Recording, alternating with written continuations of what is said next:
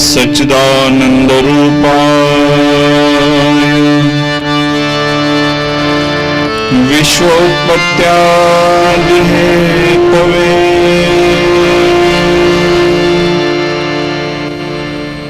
तापत्र विनाशाय श्रीकृष्णाय वयम्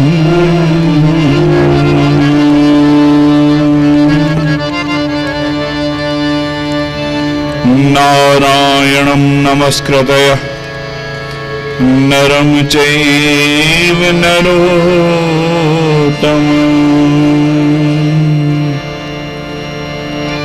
देवीं सरस्वतीं व्यासं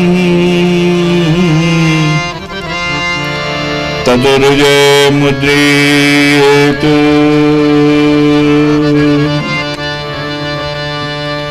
गुरुर्ब्रह्मा गुरुर्विष्णु गुरुर्देवो महेश्वर गुरु साक्षात् परब्रह्म तस्मै श्री गुरवे नमः तस्मै श्री गुरवे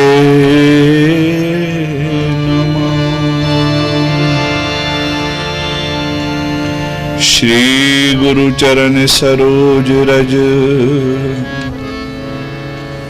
निज मन मुकर सुधार बरनो रंगवर बिमला जसु जो दायक फल चार जो दायक फल चार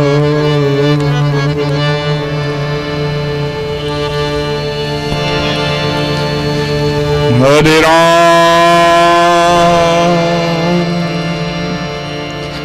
हरे राम राम राम हरे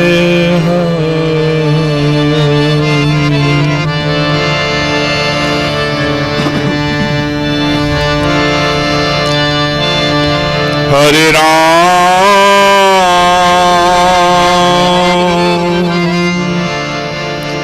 हरे राम राम राम हरे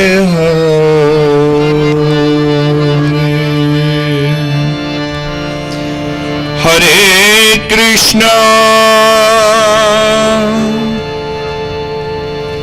हरे कृष्णा कृष्ण कृष्ण कृष्ण हरे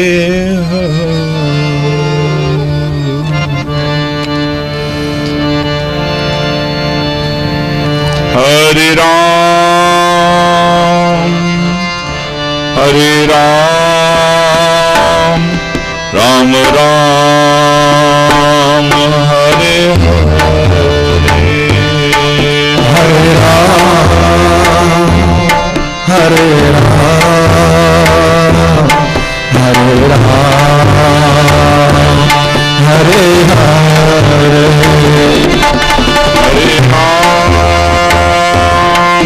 हरे राम राम राम हरे हरे राम हरे राम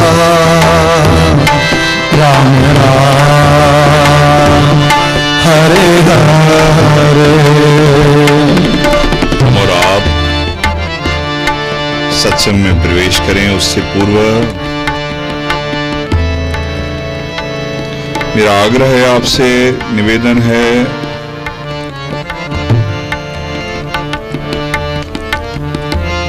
एक व्यवस्था वैसी है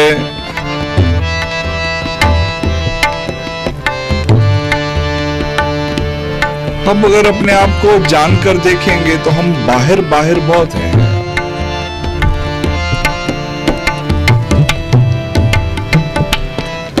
बहुत कम कोशिश की है किसी ने अपने भीतर जाकर जाग कर देखने की, बहुत कम।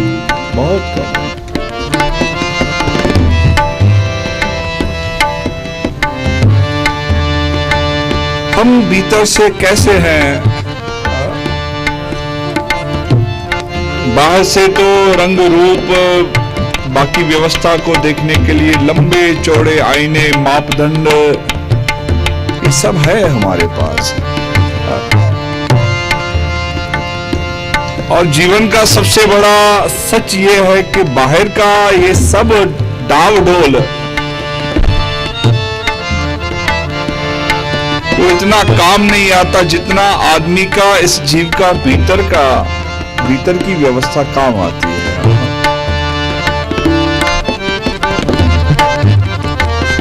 हम भीतर से कायर है, शरीर चाहे कितना भी मोटा ताजा हो, 100 किलो का, 125 किलो का, 150 किलो का, तो उससे कुछ होना नहीं है, क्योंकि भीतर मन कायर है, स्वभाव कायर है, और वो किसी ने भीतर जाकर देखा नहीं।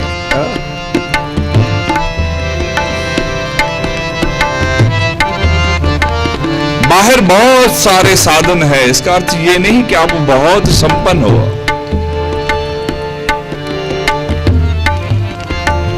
जब तक अंदर संतुष्टि है नहीं तो संपन्नता आएगी कहां से?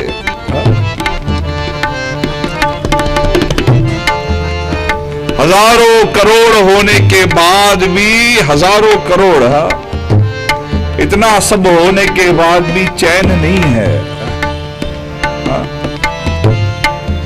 कारण कि आरंभ भीतर से करना पड़ता है।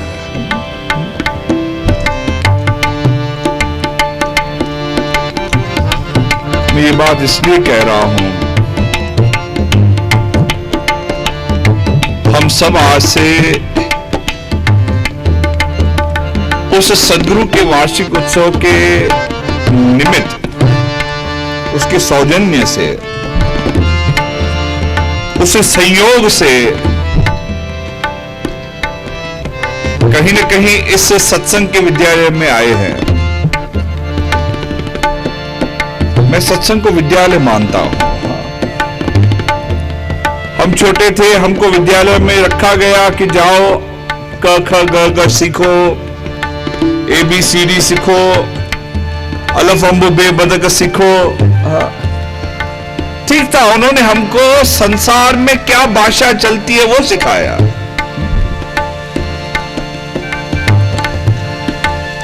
लेकिन एक विद्यालय ऐसा होना चाहिए जहां पर संसार में क्या ऊंच नीच आते हैं, क्या रोड़े, क्या रुकावटें, क्या झंझट, क्या झमेले आते हैं, वो सिखाने का एक मार्ग सत्संग होता है। जिस प्रकार वहां पर एक शिक्षक आपको हाथ को पकड़कर दिखाता है कि ये अक्षर ऐसे लिखा जाता है, ये लकीर थोड़ी तिरछी करनी पड़ेगी, ये लकीर थोड़ी सुलानी पड़ेगी, हाँ, sleeping line, standing line, vertical, जिस प्रकार वो आपके हाथ के पकड़ के लकीर को टेढ़ा और सीधा करना सिखाता है, शायद ऐसे एक संत आपके स्वभाव में कहां आपके स्वभाव को थोड़ा सा लकीर को जिस प्रकार से सुलाया जाए वैसे आप कहीं अपने स्वभाव को सुला दो, शांत हो जाओ।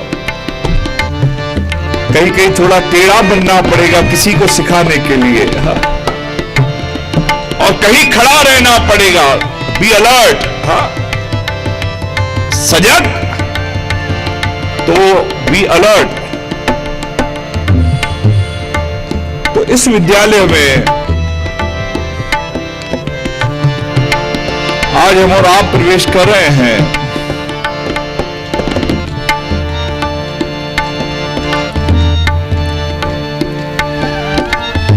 एक बड़ा अजीब लगता है कि हम सत्संगों को सिर्फ स्पर्श कर आते हैं। माफ करना, सत्संग में गहरा उतरने की आवश्यकता होती है, यहां पर सिर्फ छूने की बात नहीं है। और आपने मान लिया है कि सिर्फ छूकर आना ही बहुत हो गया। मंदिर गए, छूकर आए, देवा माजा प्रणाम हो, ये ठाकुर जी मेरा नमन है, बस हो गया। जहां जहां जितनी मूर्तियां थी वहां वहां लगाया। शायद हमारा कर्म सिर्फ स्पर्श तक ही महदूद है, रुका हुआ है। उसको अगर हम ग्रहण तक ले जाएं, उसे थोड़ा सा अंदर, गंगा के कंठे या समुद्र के कंठे आदमी बैठा रहे और कहे कितनी अच्छी लहरें हैं, वो हुआ कि आपके आंखों को आनंद हुआ। आपने आंखों से आनंद ले लिया कि देखो कैसा पानी चल रहा है। लोग पूछेंगे गंगा हुआ है, समुद्र हुआ है, आप कहोगे इस प्रकार तरंगे उठ रही थी, इस प्रकार लहरें जा रही थी, पानी जा रहा था। सुना है बहुत ठंडा था, सुना है बहुत ठंडा था। और जब गहरा कोई उतरा तो कहेगा कि पानी में इतनी शीतलता थी, मेरा अंग अंग ठंडा हो गया। हाँ, कहते हो ना उतरने के बाद कि मेरा रोम रोम ठंडा हो गया। हाँ, पुनः पुनः पुनः पुनः पुनः मैं नहाऊं, पुनः पुनः डुबकी लगाऊं, पुनः। प्यारे, हम शायद संसार में स्पर्श की विधि से चलते हैं कि बाहर से है बस, नहीं। हर व्यवस्था को ग्रहण करना पड़ेगा, उसके भीतर जाना पड़ेगा, टटोलना पड़ेगा। तो सत्संग में सबसे पहले मैं आपको आग्रह करूंगा, निवेदन करूंगा, ये आज पहला दिन है तो थोड़ा मैं आपसे हरि कीर्तन करवाना चाहूंगा।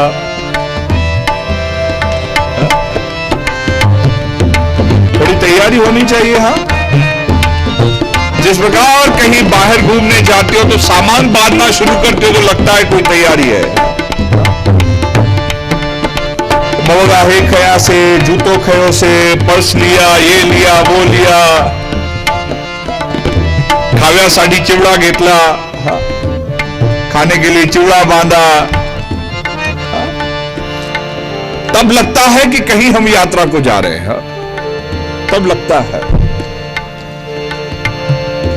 और सत्संग में भी शायद पहले अपने आप को तैयार करना पड़ता है।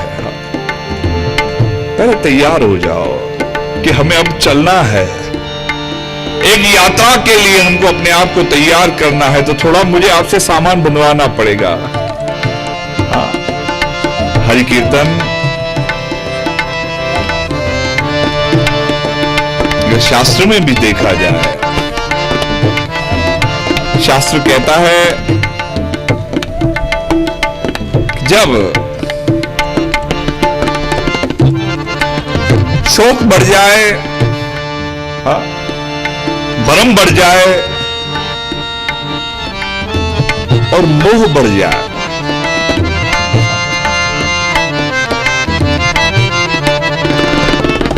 भीतर कहीं न कहीं कोई न कोई बात सतावे, उसे शोक कहा जाता है। फलाने ने ये क्यों किया, नकरण खपंदोस कसासाठी केला, क्यों किया, वो शोक है। ये ऐसा तो नहीं, वो भ्रम है। मुझे ऐसा लग रहा है, ये ऐसा तो नहीं, कहीं ऐसा तो नहीं, कहीं वैसा तो नहीं, ये भ्रम है। कहीं ये छूट तो नहीं जाएगा, ये मोह है। आज है मेरे पास, रात को सोकर सवेरे नहीं हो तो कोई ले गया तो। इस प्रकार जब भीतर त्रास बढ़े ना, तो आदमी नित्य अपने सद्गुरु या उस परमात्मा को याद करे, उसे याद करे, उसे पुकारे, हे परमात्मा कृपा करो, कृपा करो, कृपा करो, कृपा करो। और माफ करना, मैं यहां पर इस बात का भी खंडन करता हूं कि आप उस समय सद्गुरु को या परमात्मा को यह प्रार्थना भी मत करना कि मुझे इससे छुटकारा दिलवाओ। किसी को कह दो कि तुम्हारे पीछे कोई दाग लगा हुआ है, तो दाग उसे बार बार याद आएगा। वो प्रार्थना से दाग नहीं जाने वाला है, उसे बार बार याद आएगा, क्योंकि वो सिर में बैठ गया। मैंने सुना है एक ज्योमेट्री के मास्टर थे, मैथ्स में, मैथमेटिक्स में एक सब्जेक्ट आता है ज्योमेट्री, कोण, त्रिकोण, स्क्वायर्स, रेक्टेंगल्स, ये सारी की सारी जो परिभाषित किया जाता है वो ज्योमेट्री में आता है। डिग्रीज,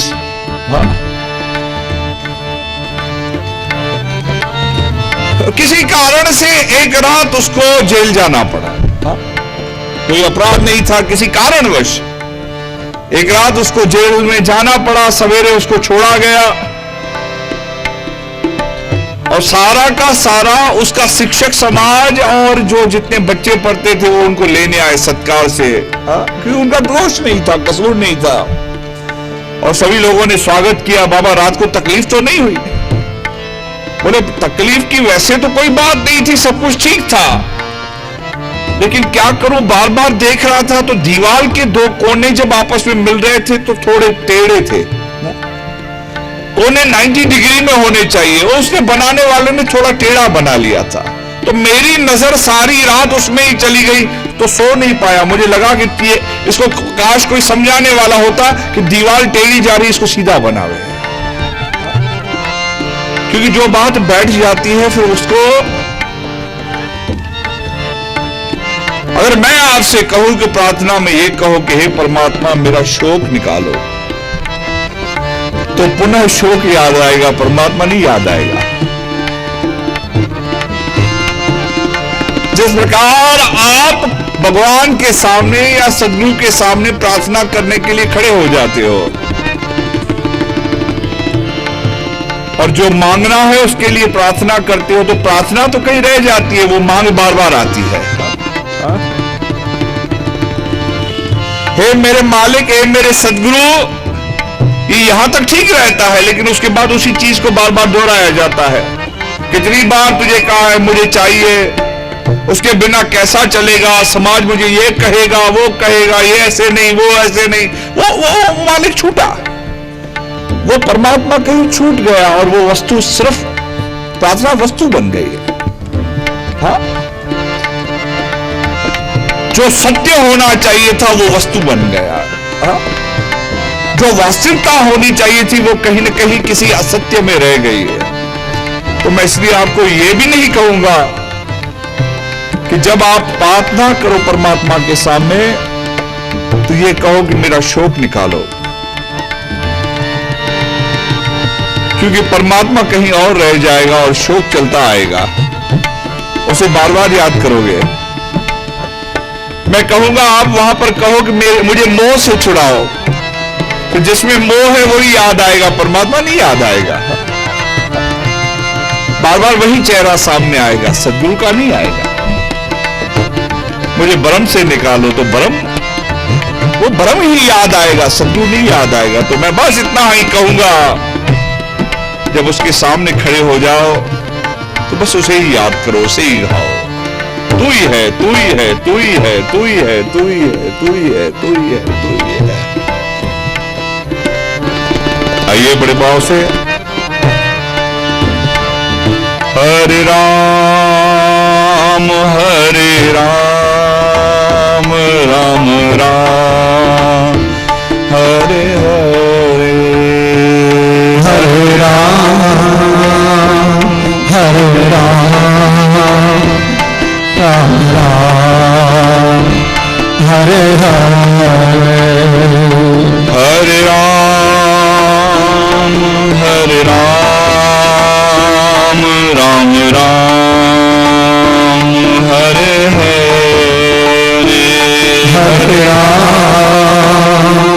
हरे राम राम राम हरे हरे, हरे कृष्णा कृष्णा कृष्णा हरे हरे, हरे कृष्णा कृष्णा कृष्णा हरे हरे, हरे कृष्णा कृष्णा कृष्णा हरे हरे, हरे कृष्णा अपने आप को संग्रह कर लो, इकट्ठित कर लो। हरे हरे, विचार कहीं भाग रहे हैं, व्यवस्था कहीं भाग रही है, ख्याल कहीं भाग रहे हैं, नहीं। जीव को अगर अपनी सचमुच शक्ति का एहसास करना है तो उसे अपने आप को एकाग्र करना पड़ेगा, संग्रह। एकाग्र चित्ता तब तक संभव नहीं जब तक आपने अपने आप को समेटकर संग्रह नहीं किया है। हम टुकड़ों में हैं, हम बटे हुए हैं। भगवान ने गीता में अर्जुन को समझाते कहा कि अर्जुन, जीव की दशा ऐसी है कि जीव की हर इंद्रिय अपनी अपनी तरफ भागती है। आंखें अपना काम करेगी और यहां पर कोई आवाज सुनाई दिया तो कान अपना काम करना शुरू कर देगा और जुबान अपना बोलना शुरू कर लेगी। कुछ छू गया तो स्पर्श अपना काम करेगी, हाथ कुछ अपना काम करेगा, पांव कुछ अपना करेगा और भीतर के विचार अपने आप चलते रहेंगे। और यही जीव अपने आप को अगर इकट्ठा करे, जिस प्रकार बच्चों को बताते हो, बचपन में सिखाते थे ना, एक लकड़ी तोड़कर दिखाओ। बच्चों को कहानियां कहते हो ना कि बाप मर रहा था तो बेटों को बुलाया है और बेटों को शिक्षा देने के लिए एक एक लकड़ी सबको दी है। 5 बेटे थे, पांचों को कहा कि लकड़ी तोड़कर दिखाओ। पांचों ने लकड़ी को तुरंत तोड़कर दिखाया। फिर बाप ने 5 लकड़ियां साथ में पांचों के हाथ में दी। पहले एक से कहा 5 तोड़कर दिखा, उसने कहा मैं नहीं तोड़ सकता। कोशिश की, दूसरे को दिया, उसने कोशिश की, पांचों ने की। फिर पांचों को कहा मिलकर कोशिश करो, तो भी नहीं हुआ, क्योंकि अब 5 की ताकत हो गई। अब 5 की ताकत हो गई। ये बचपन में आप भी पढ़ते थे और आपके बच्चों को भी सिखाते थे। यह जीव अगर अपने पंचभूत की ताकत एक साथ कर ले, हम एक बार अगर समग्र हो जाए, जैसे जिस समय आपको क्रोध आ जाता है, किसी ने मानो आपका बुरा कर लिया, किसी ने अपशब्द कह दिया और आपके ख्याल में वो बात बैठ गई, और सिर में बैठ गई बात, फिर दुनिया कितना समझावे, अरे मत कर मत कर मत कर मत कर मत कर। समाज कितना भी कहे ये दोष है, ये अपराध है, सुनने वाला सुनता है, उसके कान, उसकी आंखें, उसकी सर्व इंद्रिय की तरफ भागती है, बस यही करना है तो यही करना है, बस I want to do that, I want to do that, बस मुझे यही करना है, दिमाग भी वही चलता रहेगा, मुझे ये करना है, ये करना है, जब तक किया नहीं तब तक उसमें से और कोई काम अच्छा नहीं लगे, और कोई काम करोगे नहीं आप। ऐसे ही जीव जब समग्र होकर सर्व तरफ से ये सोचकर ये बैठ जाता है जिद में कि मुझे यही करना है, यही करना है। साहब मैंने लोग देखे हैं ऐसे, घर में रोटी के टुकड़े या रोटी के एक फुलके पर झगड़ा हुआ, फुलका कहीं ना कहीं ज्यादा काला हो गया होगा या कच्चा होगा या सड़ा हुआ निकला होगा, कुछ होगा,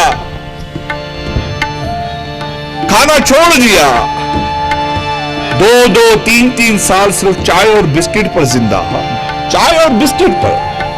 मैंने सत्य अपने जीवन में यह व्यवस्था देखी है, खाना छोड़ दिया कि आज के बाद खाना खाना ही नहीं है, और सामने वाले की गलती क्या हो गई, उसे बोल दिया मेरा नहीं खाएगा तो कहीं और तो खाएगा, बोले कहीं नहीं खाऊंगा, देखना चाय भी खुद बनाऊंगा और बिस्किट तो किसी के बाप के है नहीं, मार्केट से लूंगा और बिस्किट चाय। मैंने खुद देखा है, 3-3 साल लोग।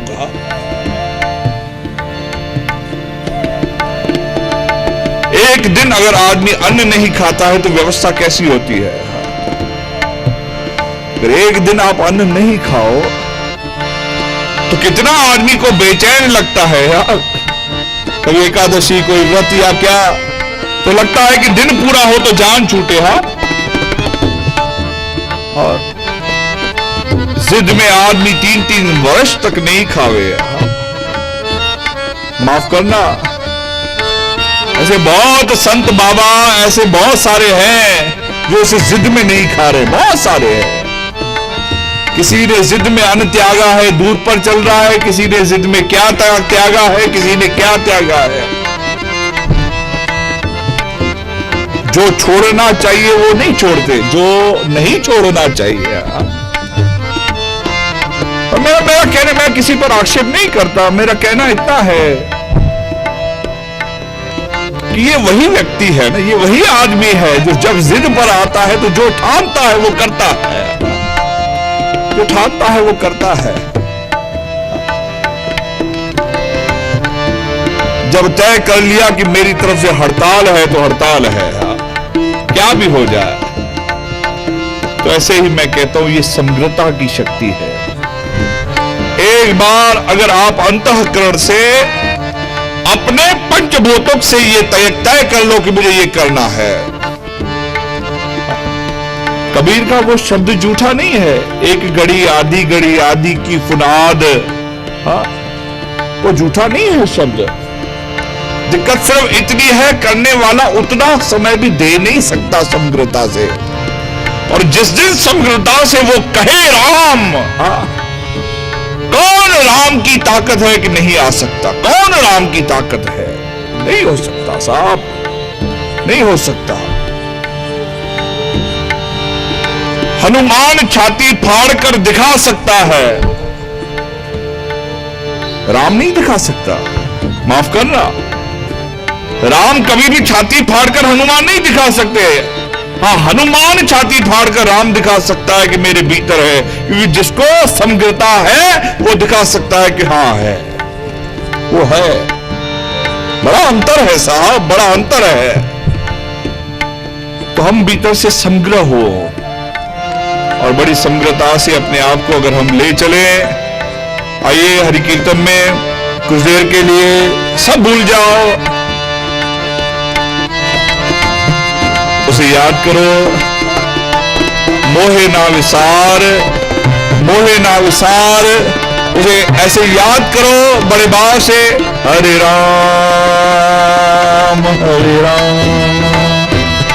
राम राम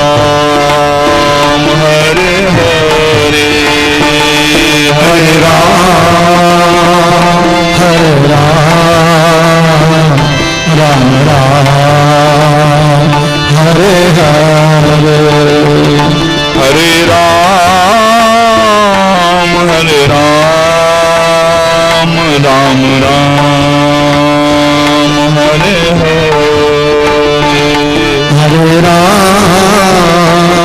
हरे राम राम राम हरे हरे, हरे कृष्णा कृष्ण कृष्ण हरे हरे, हरे कृष्णा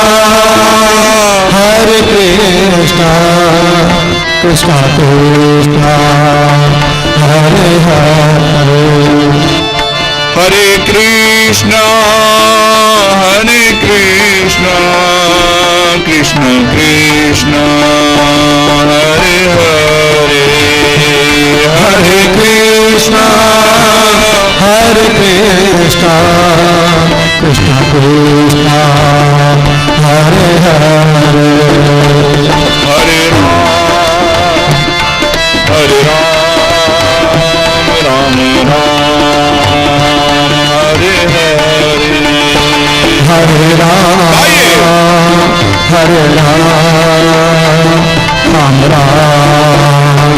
हरे हरे, हरे राम राम हरे हरे, हरे कृष्णा कृष्ण कृष्ण हरे हरे, हरे कृष्णा कृष्ण कृष्ण हरे हरे, हरे कृष्णा कृष्ण कृष्ण हरे हरे, हरे कृष्णा कृष्ण कृष्ण हरे हरे, हरे राम राम हरे हरे, हरे राम हरि बोल, हरे हरे राम राम हरे हरे, हरे राम राम हरे हरे, हरे कृष्ण कृष्ण कृष्ण हरे हरे, हरे कृष्ण कृष्ण कृष्ण हरे हरे, हरे कृष्ण कृष्ण कृष्ण हरे हरे, हरे कृष्ण कृष्ण कृष्ण हरे हरे, हरे राम हरे राम हरे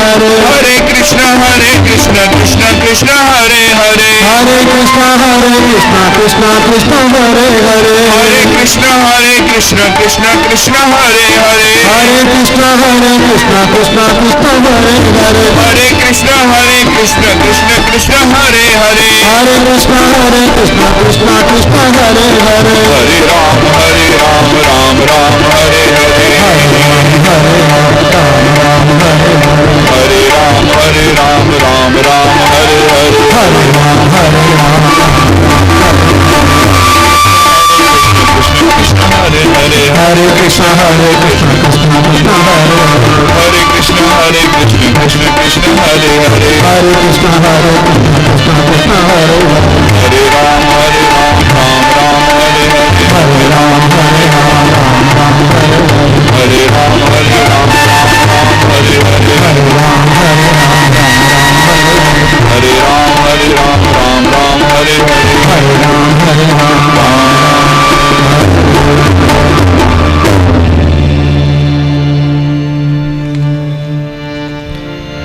हरे राम हरे राम राम राम हरे हरे हरे राम हरे राम राम राम हरे हरे हरे कृष्णा हरे कृष्णा कृष्ण कृष्ण हरे हरे कृष्णा हरे कृष्णा कृष्ण कृष्ण हरे हरे।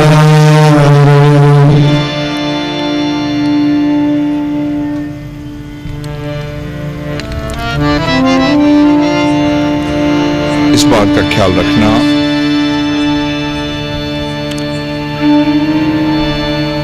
दर्शन, संकीर्तन, सेवा, सत्संग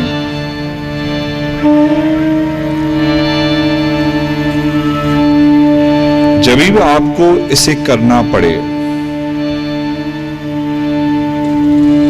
तो उसके बाद कुछ देर के लिए थोड़ा सा वही विश्राम कर लिया करना।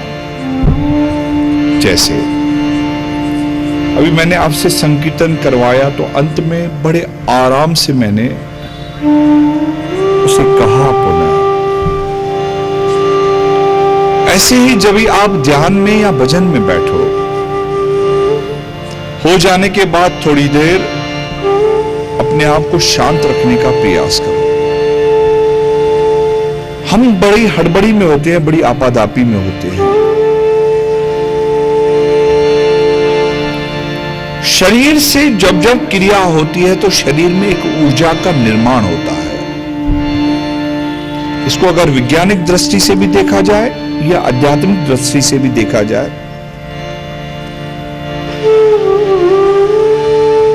हाथ को हाथ से घर्षण किया जाएगा, घसाया जाएगा तो कहीं ना कहीं हाथ गर्म हो जाएगा, अथवा अंग अंग लगने से भी कहीं ना कहीं उसमें एक ऊर्जा की उत्पत्ति होती है, निर्माण होता है। आप बार बार अगर मुंह से बोलते रहोगे तो कहीं ना कहीं भीतर आप अगर देखोगे तो कहीं ना कहीं भीतर वो थोड़ा सा गर्म जैसा लगेगा। जब जब हमारे भीतर कोई उत्सुकता पैदा होती है,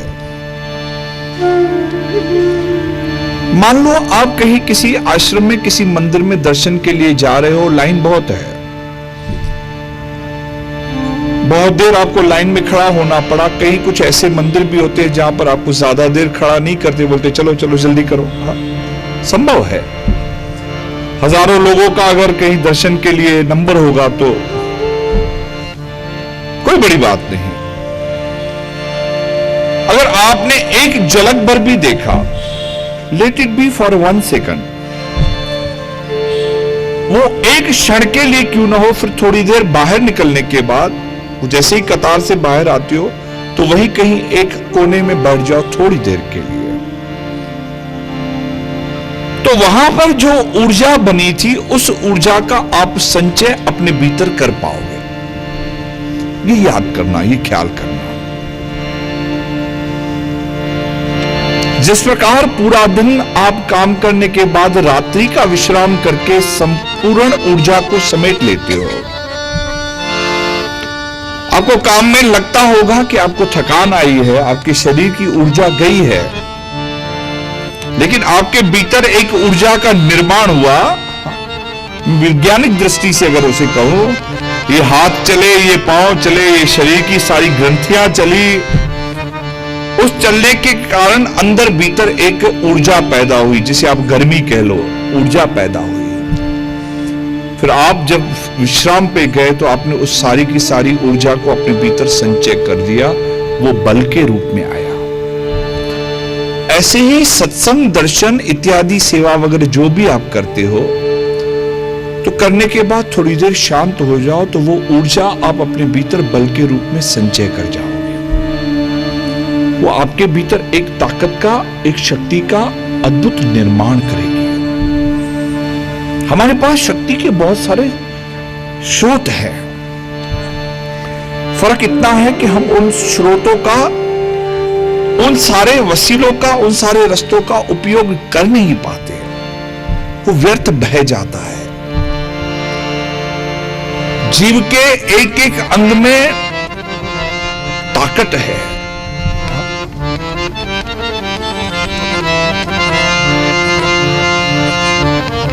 इंसान वही है। कभी आप देखते होंगे, कहीं आपका ऐसा दर्शन हो जाए या कहीं समाचार के माध्यम से कोई मूंछ के बालों से ट्रैक्टर को खींचता है, कोई मूंछ के बालों से रोड रोलर को खींचता है, कोई हवाई जहाज को अपने दांतों को से पकड़ के रस्सी से खींचता है। ऐसे बहुत सारे उदाहरण आपने देखे होंगे। आदमी वही है, लेकिन हमारे भीतर जो ऊर्जा होती है उस ऊर्जा का हम संचय नहीं कर पाते। हमारी ऊर्जा व्यर्थ जाती है। कोई उसको बोलने में गवा देता है, कोई कहीं पर फालतू का हाथ पांव चलाकर उसको व्यर्थ गवाता है। खैर, मैं ज्यादा इस विषय में ना कहता हुआ, सिर्फ आपको समझाने के लिए कि जैसे ही हरि भजन, संकीर्तन, ध्यान या जिन्होंने दीक्षा ली हो, जिस भी पंथ का, जिस भी संत का, जिस समय आप नाम सिमरन पर बैठते हो, ध्यान पर बैठते हो, सिमरन पूरा हुआ, सिमरन पूरा होने के बाद आप थोड़ी देर शांत हो जाओ।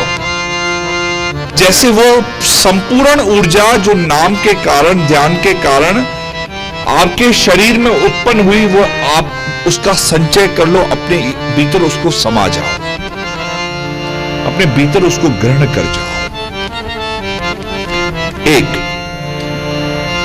उससे आपके कर्म बल में शक्ति मिलेगी, क्रिया में आप अपने आप को और ज्यादा शक्तिशाली पाओगे।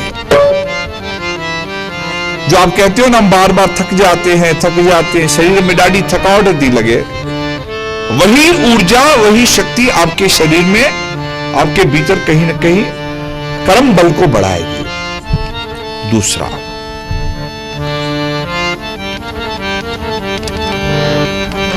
हम जो बार बार चिड़चिड़ करते हैं, बार बार क्रोध आता है, हमसे कोई चीजें सहन नहीं होती,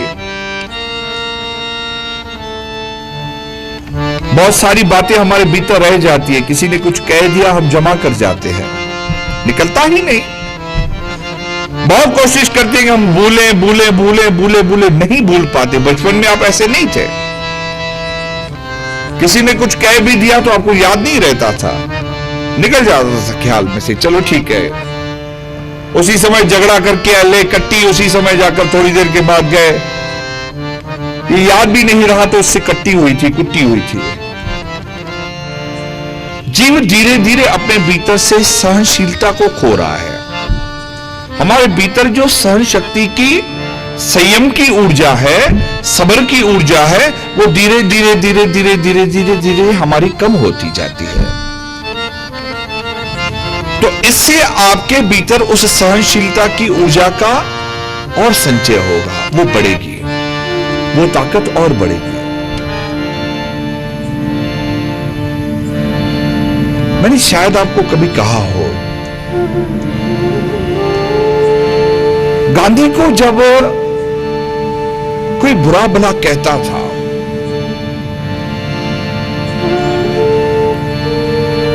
देखो ये कहना बहुत आसान है कि किसी का सुन लो और बुरा मत मानो, और वास्तविक में ये होना बहुत आसान नहीं है। कोई कहता रहे और आप कितना सुनोगे?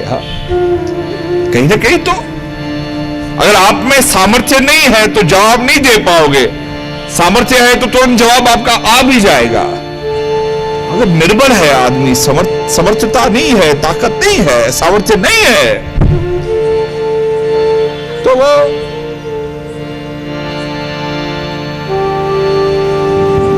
उसको अंदर पचा नहीं पाएगा। उसको कहो भूल जाओ तो भूल नहीं पाएगा। गांधी जी क्या करते थे? आने के बाद अपने ऊपर गुस्सा उतारते थे। गांधी का अगर आप इतिहास पढ़ो ना, तो गांधी जी आकर अपने हाथ को जोर से दबाते थे। कोई कुछ बोले ना तो चुपचाप एकांत में आकर अपने हाथ को जोर से दबाते थे। पांव से अपनी जमीन को, जहां पर खड़े रहते थे उस जमीन को जोर से दबाते थे। पांव को प्रेस करते थे, पेट को अंदर बींचते थे। अब अगर हाथ को यूं दबाकर देखो ना, तो आपको लगेगा कि जैसे हमारा गुस्सा निकल रहा है। वो उस ऊर्जा को अपने भीतर संचित करते थे। किसी और के ऊपर उसको निकालकर अपनी ऊर्जा को गंवाने की जगह वो अपने भीतर उस संयम को धीरे धीरे धीरे धीरे धीरे बढ़ाते थे।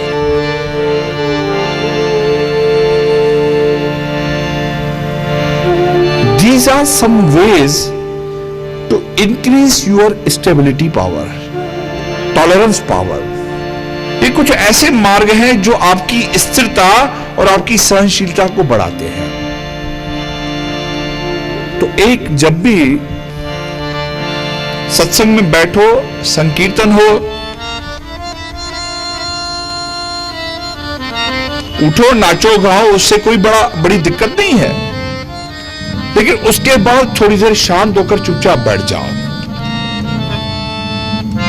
जैसे आदमी विराम कहे या विश्राम कहे, वहीं पर चुपचाप आदमी उसको उस उत्साहित मन से आराम से विश्राम करे, अपने भीतर उस ऊर्जा का संचय करे।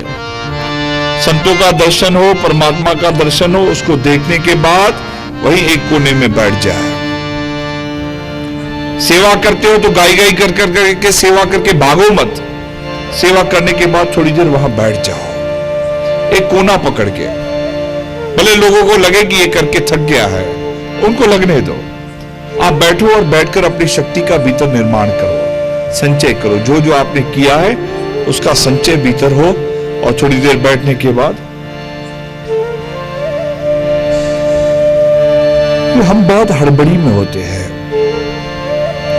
हम लोगों को जब दीक्षा देते हैं तो लोगों को कहते हैं कि दीक्षा लो, दीक्षा लेने के बाद थोड़ी देर के लिए उसका दर्शन करके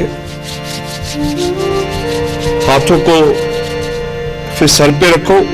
हाथों को ये करके सर पे रखने का मतलब ये है कि थोड़ी देर के लिए आपको विराम मिल जाए। अगर योग में भी आपको कहा जाता है तो इसलिए कहा जाता है कि इस बहाने से थोड़ी देर आप चुपचाप बैठोगे। नहीं तो ये आदमी ऐसा है कि राम राम राम राम राम राम राम राम जल्दी करते हुए सोचेगा कि 108 बार पूरा हो, 107 बार भी हुआ तो भागने की कोशिश करेगा, जल्दी जाओ।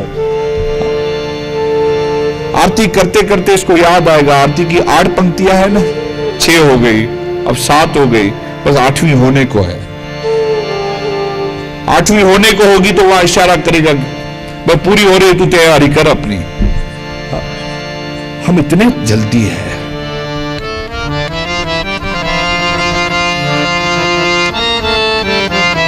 मैंने इसीलिए पहला शब्द कहा आपसे, हमारी व्यवस्था सिर्फ बाहर की है, हमारी व्यवस्था भीतर की नहीं है। लोगों ने आज ये प्रश्न चिन्ह लगा दिया है कि सत्संगों से होता क्या है। सही है, ये हकीकत भी है। जल्दी है तो लोगों को जाने की भी जल्दी है। यहां पर कोई डुबकी लगाना नहीं चाहता, नहीं चाहता। माफ करना,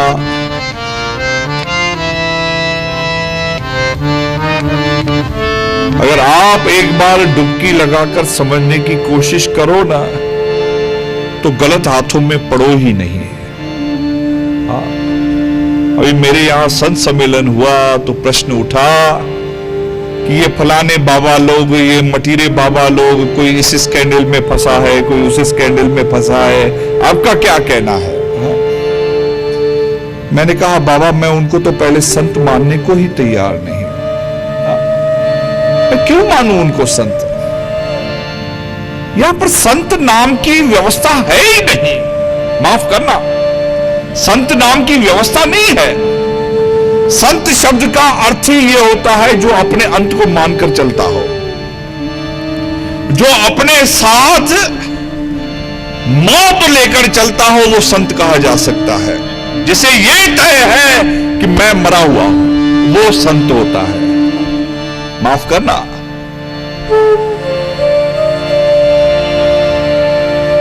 जिसने ये मान लिया हो कि कफन है साथ में, कफन है साथ में, वो संत हो सकता है। और जिसने बहुत सारे व्यवस्थाओं को बना लिया वो संत नहीं हो सकता, साधु हो सकता है। साधु हो सकता है कि चलो किसके ऊपर जिम्मेदारी दे दी। जैसे आप कहीं पर कोई मूर्ति की स्थापना करते हो और उसकी संभाल के लिए कोई पुजारी रख देते हो तो वो पुजारी हो सकता है लेकिन संत नहीं हो सकता। इसके कारण लोग धोखा खाते हैं। जिसने अपना अंत माना ही नहीं और अपना आरंभ अभी शुरू कर रहा है, उसका आरंभ तो हो रहा है, इतने लाओ, ये करो, वो करो, वो तो अभी तो आरंभ कर रहा है, तो संत हो कैसे सकता है? कैसे हो सकता है? और बड़ी दिक्कत हमारी ये है, मुझसे पत्रकारों ने ये पूछा कि हम कैसे पहचाने। मैंने कहा आपको आवश्यकता है कहां किसी को पहचानने की? क्या आवश्यकता है? क्या आवश्यकता है?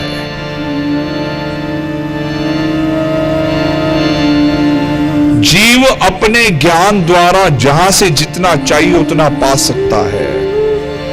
यहां पर किसी के पास जाने की जरूरत नहीं पड़ती। माफ करना, माफ करना, अगर पास जाने से ही सिर्फ ज्ञान मिलता है तो मैं उस बात का खंडन करता हूं। महाभारत स्पष्ट कहता है कि गुरु द्रोणाचार्य के दुत्कारने के बाद भी एकलव्य ऐसा शिष्य बन गया जो गुरु के सामने सारे अस्त्रों शस्त्रों की विद्या के साथ खड़ा हो गया। शास्त्र कहता है।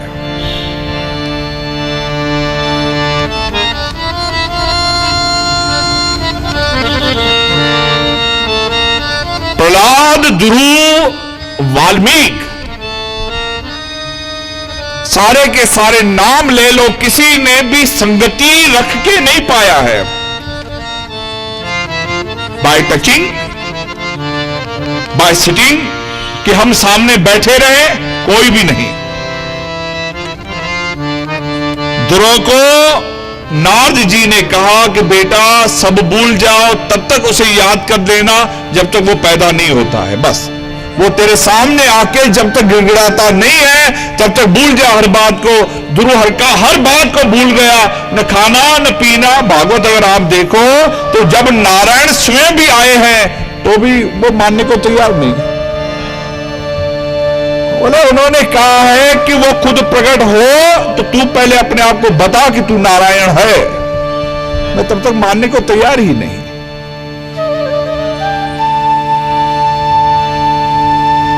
तो यहां पर कहां व्यवस्था ऐसी आई है? रत्नाकर डाकू को संतों ने कहा कि जाओ अपने परिवार से पूछो कि पाप का भागी कौन।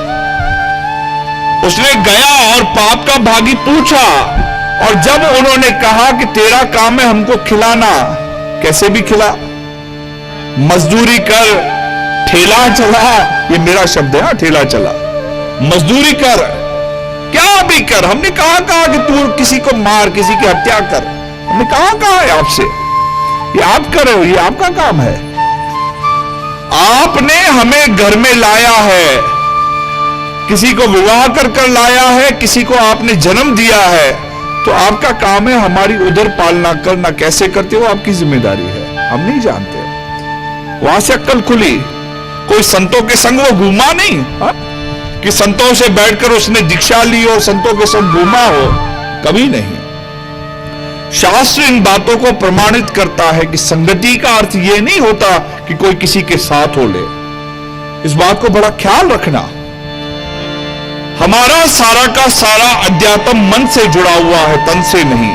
पहली बात, ऐसे सारे लोग अपने भीतर से भ्रम निकाल लें कि संतों का कहीं भी संग शरीर से होता है। माफ करना, नहीं होता।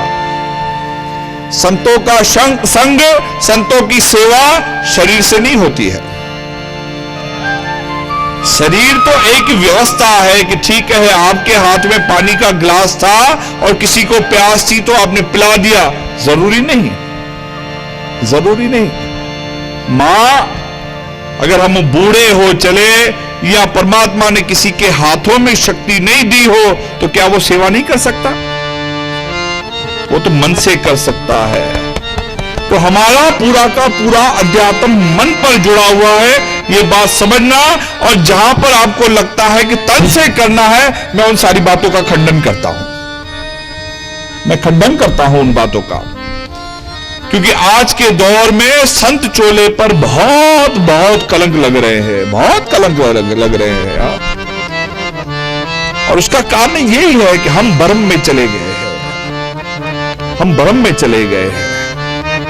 मन की उलझन को ठीक करना है, और मन की उलझन को ठीक करने के लिए अपने गुनाहों को देखना पड़ेगा, अपने कर्मों को देखना पड़ेगा। कहीं बाहर से हमको किसी व्यवस्था की जरूरत ही नहीं है, नहीं है जरूरत। ये पोथियां क्यों बनी, शास्त्र क्यों बने? कौन बात है जो मैं आपसे कह रहा हूं वो शास्त्रों में नहीं होगी? कौन बात है ऐसी? ऐसा कौन सा शब्द है जो किताबों में न लिखा हुआ होगा जो मैं आपसे कह रहा हूं? किसी न किसी पुस्तक में कहीं ना कहीं तो होगा ना। हा? मैं जो कह रहा हूं वो कहीं ना कहीं होगा, पहले कहीं ना कहीं वो विचार, टीका इत्यादि वो हुआ होगा। तो जब है वो आदमी ले सकता है सहारा। और आज के समय में संचार माध्यम तो इतना बढ़ गया है, हम और आप यहां सत्संग कर रहे हैं, पता नहीं कितने लोग घरों में देख रहे होंगे। संचार माध्यम इतना बड़ा है कि अगर आप अपने भीतर भ्रम और भ्रांति को निकालना चाहते हो तो संचार माध्यम इतना है कि आप वहां बैठकर भी अपनी भ्रांति को निकाल सकते हो। यहां कहां बात आती है कि स्पर्श की आवश्यकता है? नहीं है आवश्यकता, सीधी सी बात है। तो जब हम खुद भ्रम में जाते हैं तब कोई ऐसा आदमी अपने आप को संत बनाकर अपने आप को ले आता है और कोई ना कोई बात गलत हो जाती है। इन बातों को सोचना चाहिए। खैर, मैं ज्यादा इस बात में नहीं कहता कि मैं समाज में विकृतियां बढ़ती जा रही है, और ये विकृतियां बढ़ते बढ़ते बढ़ते बढ़ते लोगों ने धर्म को पेशा बना रखा है साहब। हाँ? धर्म व्यवस्था है और धर्म को लोगों ने व्यापार बना लिया। धर्म व्यवस्था थी, धर्म एक व्यवस्था है जो आपको धीरे धीरे धीरे धीरे धीरे धीरे मन से और आपके अंतर से आपको ऊपर बढ़ाती है कि तू डर मत। हाँ, भियू नका मी तुझा पाठीशी आहे। हाँ, धर्म वो व्यवस्था है, उस व्यवस्था को लोगों ने व्यापार बना लिया, व्यापार हो गया। खैर, मैं ये इसलिए कह रहा हूं कि जरा हम इस बात को समझ पाए।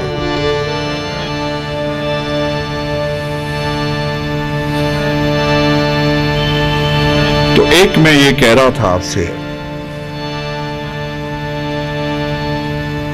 कि आप धीरे धीरे धीरे अपने आप को संग्रह करो। हम अपने आप को धीरे धीरे धीरे धीरे धीरे धीरे जोड़ते जाएं।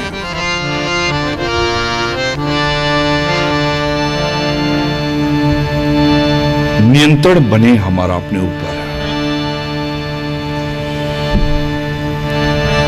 सत्संग के 5 तत्व हमारे भीतर आने चाहिए। एक, आज मैं थोड़े में ही कहूंगा आपसे, पहला दिन था, व्यवस्था में देरी हो गई, हम देरी से बैठे, 8:45 हुए हैं, ठीक 9 बजे मैं आरती चालू करूंगा। लेकिन कल इतनी सारी व्यवस्था हो रही है, मैं सत्संग के लिए मना कर रहा था इस बार, लेकिन ठीक है, ये 3 दिन की व्यवस्था है तो हम पूरा का पूरा उसका लाभ ले, पूरा लाभ ले। हाँ। अरे फीस भरी है तो क्यों अपनी फीस गंवा रहे हो? इनरोल हुए हो क्लास में आए हो, दाखिला ली है, क्यों गवा रहे हो? उसका लाभ लो, पूरा उसका लाभ लो, लाभ लो।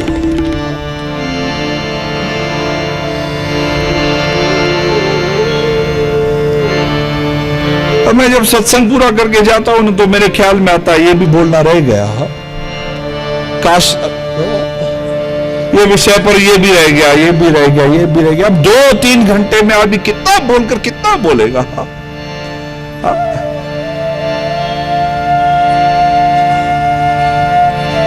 तो कल ठीक 6:30 बजे, और मैं चाहूंगा 8:30 बजे आपको छोड़ू। 2 घंटे पूरे मैं आपसे लूं, 8:30 बजे पूरे आपको छोड़ूं। किसी को कोई काम होगा, किसी को क्या होगा।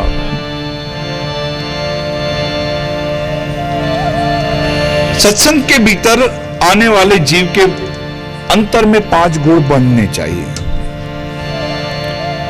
इसकी निरंतर चकास करो। माफ करना, हम अपना हिसाब नहीं रख पा रहे हैं कि हमने क्या खोया क्या पाया। बोलो तो सही। परमात्मा ने आपको शरीर दिया, आपने शरीर को सजाया संवारा, इतना शरीर को संभाला, क्या खोया क्या पाया? आप शरीर के लिए बोलो। इस शरीर का अगर लेखा जोखा आप पकड़ो तो शरीर को क्या मिला है और क्या गया है।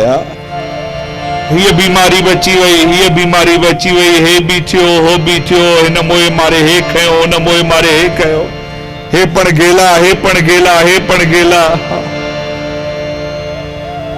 और शरीर को जो पाना चाहिए था वो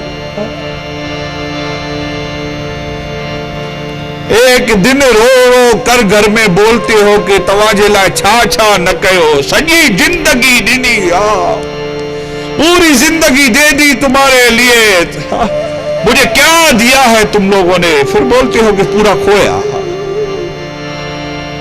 आरंभ से ही जीव अगर ये देखे कि क्या खोया और क्या पाया, तो जरूरी है, जरूरी है, आवश्यक है। तो एक ये सारी व्यवस्था में से ये देखना पड़ेगा हमें कि हमने इसमें से क्या लिया। सत्संग के भीतर से 5 व्यवस्थाएं हमको लेनी पड़ेगी और उसकी जांच रखना। एक, आपका अपने ऊपर नियंत्रण कितना बड़ा है, about your controlling power, whether you are able to control yourself or not। आप अपने आप को नियंत्रण कर पाने में सक्षम हो रहे हो कि नहीं। आपकी नियंत्रण करने की ताकत, माफ करना, अपने आप को। मैं ये नहीं कहता कि आप दुनिया को कितना नचा सकते हो वो देखो, नहीं, ये नहीं। अरे कौन किसी के कहने पर नाचता है साहब, ये तो दिखावा होता है। अगर जिसका मतलब आप में जहां तक है, माफ करना, छोटा बच्चा भी मार खाते खाते समय शायद मनोविज्ञानी कहते हैं कि मन में यही सोचता है कि बाप मुझे बड़ा होने दे, ये लाफा पलट के तुझे नहीं मारा तो फिर बोलना। उसके भीतर ये विज्ञान चलता है, ये मानस चलता है कि आज मैं छोटा हूं ना तो आप मारते हो, बड़ा हो जाने दो तो देखो मैं मार खाता हूं। या आज मेरी टांगों में दौड़ने की ताकत नहीं है तो आप पकड़ रहे हो मेरे को पकड़ पाते हो। एक बार इस टांगों में दौड़ने की ताकत आ जाने दो, फिर पकड़ कर दिखाओ तो मैं भी मानूं। तेरा बुढ़ापा हो और मेरी मूंछों वाली जवानी हो, फिर पकड़ कर दिखा तो मैं मानूं। कोई दुनिया किसी के कहने पर चलने वाली नहीं है, ये बात समझ लेना। एक बात तो ये पकड़ लो, आप किसी को नियंत्रित कर पाते हो, ये हो ही नहीं सकता, ये नहीं हो सकता। Nobody can control any other। कोई भी किसी और को अपने भीतर पकड़ नहीं सकता, ये मानकर चलना हम किसी को अपने नियंत्रण में रख सकते हैं, यह संभव नहीं। वो तब तक रहेगा जब तक असमर्थ है। और जिस दिन, भागवत की एक छोटी सी कथा, कथा कहने वाला कौन? भगवान विष्णु।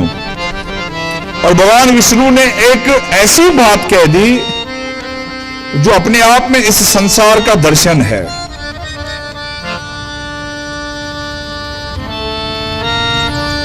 भगवान विष्णु ने जब दैत्य देवों के ऊपर हावी हो गए, मैं इसका अध्यात्म अर्थ भी आपसे कहता हूं।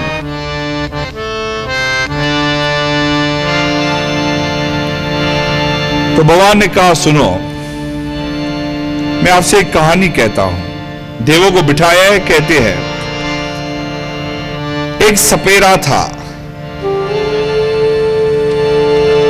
सांप का खेल दिखाया करता था।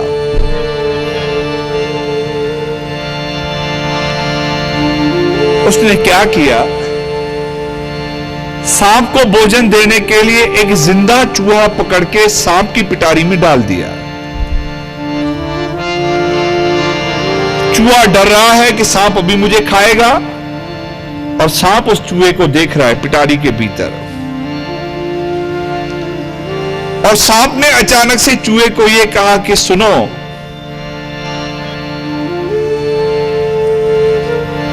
एक बात मेरी मानोगे? बोले क्या? भगवान ने मेरे दांतों में वो ताकत नहीं दी है कि मैं इस पिटारी को छेद कर पाऊं, अपने दांतों से काट पाऊं, लेकिन आपको वो ताकत दी है। तो क्यों ना एक काम करें, तू और हम मित्र बन जाएं। चूहा और सांप आपस में मित्र बन जाएं।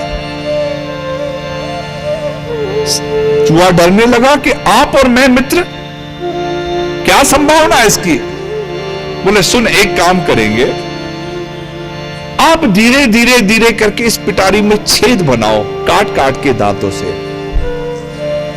इतना बड़ा छेद बनाओ कि जिसमें से आप भी बाहर निकल सको और मैं भी बाहर निकल सकूं।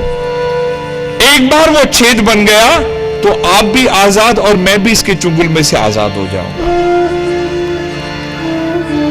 उसने कहा कि मैं आप पर विश्वास नहीं कर सकता। बोले आपके पास और क्या रास्ता है? आज आप मेरा निवाला बन जाओगे, मैं कभी चाहूं आपको खा सकता हूं। उससे अच्छा क्यों ना आप ये काम करो और दोनों आजाद हो जाए। तो चूहे ने भी यही सोच लिया कि बेहतर है मैं ये काम करूं। और भगवान विष्णु ये कथा कहते कहते कहते हैं कि चूहे ने उस पिटारी में बिल बनाया, दांतों से काट काट काट काट के छेद किया, और छेद हो जाने के बाद सांप को कहा कि देख मैंने अपना काम पूरा कर लिया। और सांप ने कहा धन्यवाद, आपने काम पूरा कर लिया। और पहले चूहे को खाया फिर बाहर निकल गया। पहले चूहे को खाया फिर बाहर निकल गया। दुनिया ऐसी है।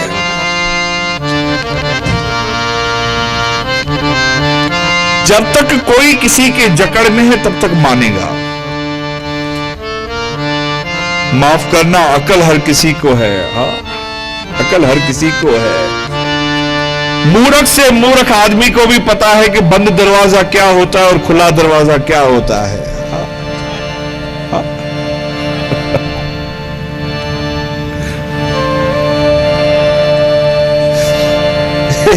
एक मैंने मजाक की बात सुनी थी कि एक आदमी के घर में वो चोर आया, तो उस आदमी ने उसके वो चोर को पकड़ लिया और उसके हाथ बांध दिए। हाँ, और भाग भाग के पुलिस स्टेशन गया। बोले मेरे घर में चोर आया है और वो चोरी करता हुआ पकड़ा गया है। तो उन्होंने बोला फिर क्या कहा, क्या किया आपने चोर का? बोले मैं उसके हाथ बांध के आया हूं। तो उस आदमी ने बोला अरे मूर्ख, उसके पांव बांधे कि नहीं बांधे? उसने कहा अरे बाप रे, पांव बांधना तो भूल गया। हाँ, पांव बांधना तो भूल गया।